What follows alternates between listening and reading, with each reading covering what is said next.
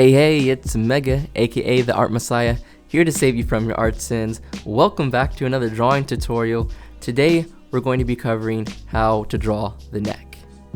So, I know it's been a very long time, but I'm excited to announce that I'm back to finish up this anatomy drawing series, where we're going to be figuring out how to draw everything from the head down to the toes. So, if this is the type of content you'd like to see, make sure to like and subscribe.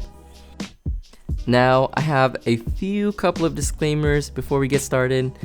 One, I just want to say I'm not a medical professional and I will probably get some of the anatomy names incorrect. And two, I will not be covering all of the anatomy within the neck and shoulder. I will only be teaching you guys how I approach drawing this part of the body and some of the muscles and landmarks that I use in order to try to get these proportions correct. With that being said, let's go ahead and jump right into this tutorial. First, we're going to start with a head-on view. So we start with the head shape and we add in the ears really quickly. And we use a cylinder shape right beneath the head. That is going to basically give us the volume of the neck. Once we have that placed, we're going to use this oval shape that kind of looks like a hinge to represent the width of the neck and the trapezius. Note that the upper part of this shape falls right in line with the bottom part of the chin. Now we're going to draw on the sternocleidomastoid, which goes from the back of the ear down into the center of the clavicle, or where the clavicles meet, and we're going to do that on both sides. Okay, and the sternocleidomastoid does have some width, and it basically goes to the edge of the cylinder and it curves and flares back outward into the clavicle. Then we're going to draw in how the trapezius kind of wraps around the neck and kind of sets into the clavicle. Basically, you kind of want to show that kind of near the midpoint of the clavicle, and I'm going in and drawing the clavicle actually right now, which to me looks like a handlebar for like a bicycle or a motorcycle. So I like to keep that shape in mind while I'm drawing that. Now we're gonna clean this up just a little bit, and I'm gonna come back through with some color to just demonstrate the different sections that we're looking at right now, which again, to clarify, is your sternocleidomastoid and your trapezius and your clavicle. Now these are pretty much your three important landmarks that we're going to be going over again and again throughout this video. So let's go ahead and jump into the side view. Again, we draw the head, the chin, and the ears. And as you notice, we drop in that neck, but what's really important is that that neck does have a tilt. So it's not just an up and down neck, it does have a slight tilt kind of going back into your back. Now let's go ahead and jump right into the trapezius. It forms this kind of triangular shape where the muscle is wrapping around the neck and connecting to that clavicle like we saw in the front view. However, I think it's easier to see in the side view how that wrapping kind of works. Right after that, we're going to jump in and draw the sternocleidomastoid again. And as you can see, it's connected right behind that ear, and that line swoops right and down into the beginning point of the clavicle. And then you have to show the thickness of that sternocleidomastoid by going to the kind of back of that skull region and also using a swooping line. And we'll finish out by adding the shape of the clavicle. Perfect. Now let's clean this up and add some colors, and we'll be done with this view.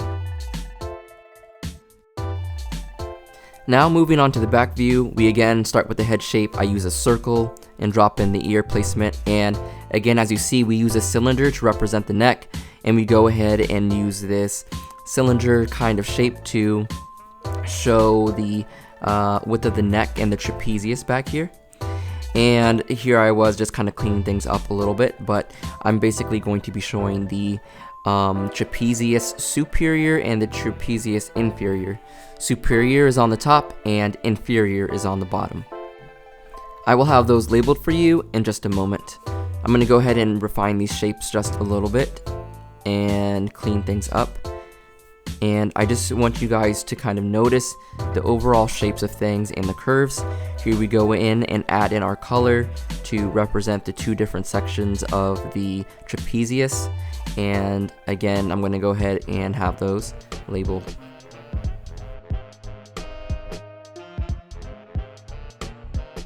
Next, we're going to do a top-down view. So again, we're starting with a circular shape for the head, and we're going to drop in our ears, which are located, at least in this view, towards the back of the head a little bit, and we're going to drop down our center line, which is important. Afterwards, we're adding in this oval to represent our trapezius, and then we kind of show how the trapezius tapers down a little bit, so we add that shape in as well. I also add in some surrounding muscles just to give context for what's happening here. What's really important about this view is understanding the form and the volume that your trapezius has. And so what we're going to do is something we've learned before in my previous videos, which is drawing in the contour lines. And those contour lines are actually going to follow the muscle strands, which help make drawing this a little bit easier to understand the definition. And again, I go ahead and color code this so you guys can see which muscles we have been drawing in the top view that you could see in the back view. Now I want to move into the final concept that I want to explain for this video. First, I'm going to go ahead and draw in the basic head shape, again the cylinder for your neck and a triangular type shape for your trapezius. And I'm going to draw in my sternocleidomastoid, and I'm going to draw the trapezius wrapping around the outside of that neck. And basically what I really want to demonstrate is this triangle right here, and I want you guys to be searching for this, and it's called the posterior triangle. It's a great landmark and shape to use to kind of understand the relationship between the sternocleidomastoid and the trapezius muscle. So quickly, I'm going to add in some contour lines because I want to show you guys just the form and volume that these muscles have.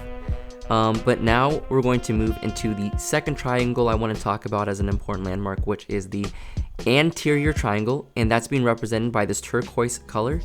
And that is very important to also note, and it basically just sits between your sternocleidomastoid and the underneath of your chin and neck.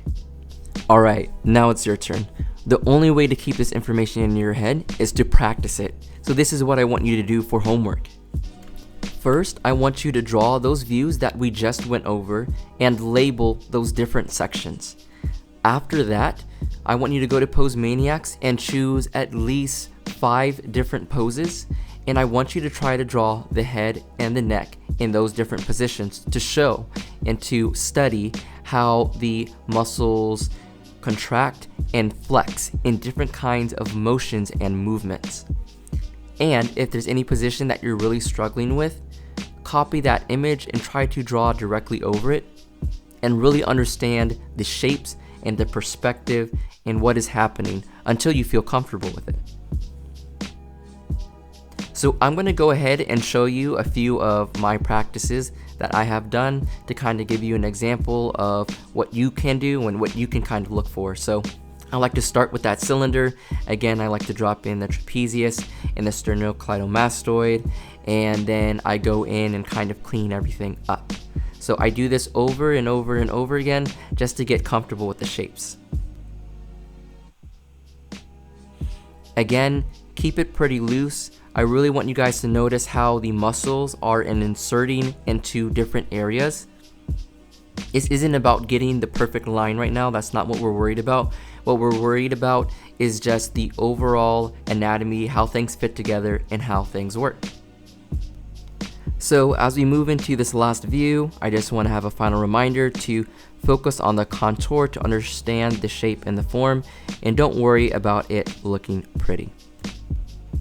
Alright, so that's it for today's video. Thank you for watching. Please make sure to like and subscribe. I will be back with some more anatomy videos, so take it easy and peace.